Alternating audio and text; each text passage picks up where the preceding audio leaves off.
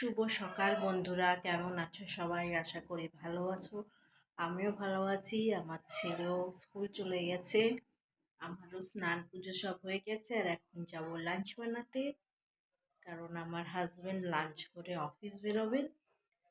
তো চলো, আজকে লাঞ্চে কি বানিয়েছি বানিয়ে নিয়ে তোমাদেরকে আমি শেয়ার করব। এই যে আজকে লাঞ্চ মেনুতে আছে ভাত, করলা আলু সিদ্ধ, একটু পেঁয়াজ আর একটু শুকনো লঙ্কা ভেজে নিয়েছি, মাখবো।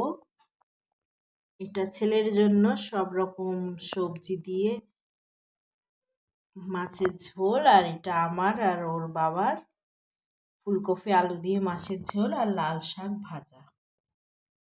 গুড ইভিনিং ফ্রেন্ডস, এই দেখো এখন গরম গরম চা আর সিঙ্গারা আর কচুরি, ইভিনিং এর স্ন্যাক্স আমার হাজবেন্ড এগুলো নিয়ে এসেছে। ডিনার হয়ে গেছে, এখন রুমে শুতে চলে এসেছি, বেডরুমে। কারণ কালকে সকালে ছেলের স্কুল আছে, অনেক সকালে উঠতে হবে, টিফিন বানানো আছে ছেলের জন্য।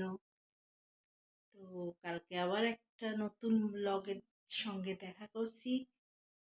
আমার ভিডিও ভালো লেগে থাকলে দেবমিতা লাইফস্টাইল চ্যানেলটাকে সাবস্ক্রাইব করে দিও।